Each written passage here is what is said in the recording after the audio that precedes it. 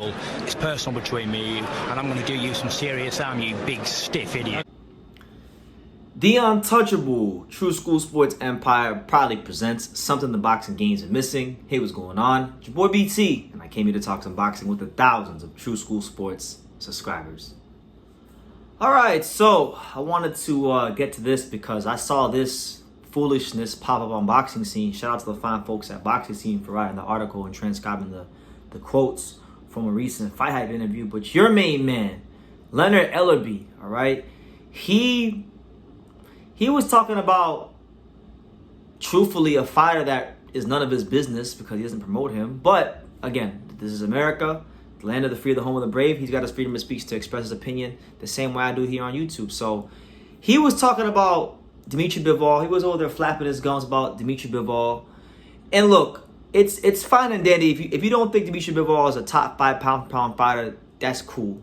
If you don't think Dmitry Bivol, if you think he's a little overrated, that's cool.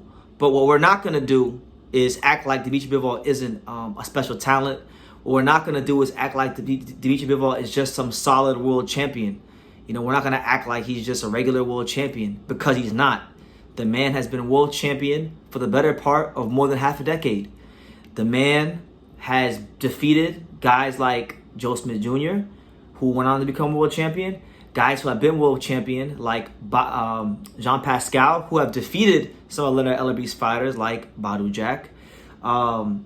He's also recently beat Gilberto Ramirez in his most recent outing, which was last year. He beat Gilberto Zotto Ramirez, the first ever Mexican super middleweight champion there ever was, right? And Zotto, while he may not be an A-level fighter, he's not a bum. He's a good fighter, okay? So I think people are being disingenuous, and I mentioned all those names without even mentioning the fact that he absolutely, positively, let's take a pause and a deep breath. Bivol absolutely exposed Canelo, all right? Against all odds. I mean, war going on in Russia, disrespect towards him and in so many ways going into the fight, and he absolutely outclassed Canelo worse than his boss, his boy, Floyd did. He actually, because Floyd, I mean, they both outclassed Canelo, all right? We know Canelo can't beat that caliber of fighter, but I'm just saying,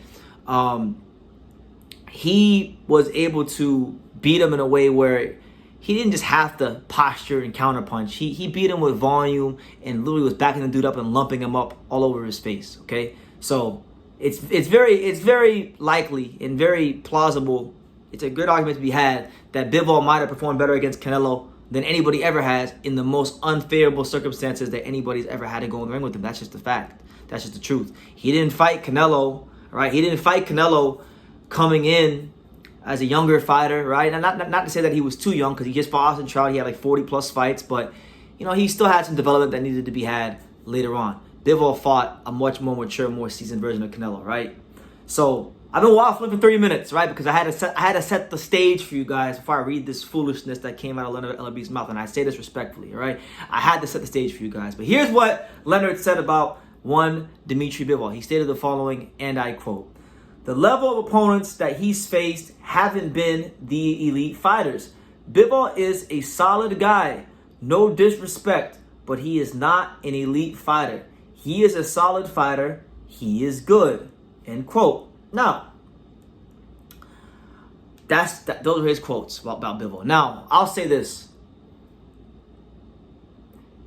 Leonard had fighters that tried to fight Canelo, or he had some sort of affiliation with them, right? Because according to Floyd, everyone who's with Al Heyman is with Mayweather, right? So if we use that logic, Leonard had Badou Jack. He had Badou Jack, who got beat up by John Pascal, who Bivol defeated easily. He had Caleb Plant, who fought Canelo, and I wanted Caleb Plant to win. He didn't win. He got stopped. And Bivol handled all these guys. He handled Pascal. He handled Canelo. So how can you sit there and be so intellectually dishonest and say, oh, Dmitry Bivol is just a whatever fighter? No, Dmitry Bivol is a damn good fighter. And many, many years ago, the great and the incomparable Pernell Sweet Pea Whitaker, before any of us, way before Canelo, before a lot of these fights I've even mentioned in Bivol's career, Pernell Whitaker said many years ago that this guy had the talent, the tools, and the skills to go all the way and be the best fighter in boxing. And truth be told, the only thing keeping Bivol from really having a claim to being the best fighter in boxing is just simply mismanagement by his manager Vadim. I don't know if there's been mismanagement because of the fact that there's not enough opportunities being presented. I don't know if it's because he's pricing himself out of fights. I'm not so sure. I'm not privy to that information, but we just know Bivol is not fighting after he was fighter of the year last year, and that the only thing we could trace to that is the fact that there has been some sort of mismanagement from Vadim. Obviously, I know Bivol's been going through some personal stuff. I know he had a divorce recently, so maybe that's played a role as well. I don't know, but he's not fighting this year. But to get back to the matter at hand, Dmitry Bivol is as elite can get in the sport. You talk about elite feints. You talk about the elite jab. You talk about elite footwork. You talk about a guy that has mastered the sweet science of boxing. There's many good fighters. There's many good little fighters. There's many champion fighters. But there's very few masters of this fight game and the sweet science of boxing. Only a couple master the sweet science of boxing in that square circle. Naoya Inoue, Terrence Crawford, Roman Gonzalez, Dmitry Bivol. These kind of guys, that caliber of fighter. Even Canelo, I'll say in his own right. Canelo, Usyk, Fury. Masters of the sweet science of boxing. Shakur Stevenson. These are the creme of the creme when it comes to the skills department. Ken Shiro, Kazuto Ioka, them guys, even Devin Haney to a degree, Lomachenko. These guys, in one way or the other, in their own way, have mastered the sweet science of boxing. And so, by putting down Bivol is to demean Demitri Bivol, all right, just because he hasn't been fighting for this year. To demean the man and his skills and his talent and his ability is not just to demean Bivol. It is to demean the sport of boxing itself. No ifs, ands, or buts about it. It's really ridiculous because I've seen Canelo fans on Twitter run their mouths about Bivol in the negative light. You got Leonard Ellerbe who's running his mouth about Bivol in a negative light. It's crazy how quickly people forget how your greatness and what you brought to the sport. So I'm just hoping Bivol could get back to boxing soon because boxing is better with him than without him. That's for damn sure. And he is one of the best fighters out there. And I'm not having it. I'm not having it. Leonard Ellerbe needs to worry about Gervonta Davis fighting somebody that the public, apart from me, Ryan Garcia was a big event. I'm not going to cap. I was there. It was a great event. I give credit where credit is due. The Ryan Garcia fight was a big event. I enjoyed being there. I'm not going to down and talk it, but I'm just saying Gervonta Davis hasn't necessarily fought the creme of the creme when it comes to guys around his weight. So he needs to worry about making some fights happen with Gervonta and with Shakur and Gervonta and Devin and Gervonta and Teofimo. Them kind of fights, right?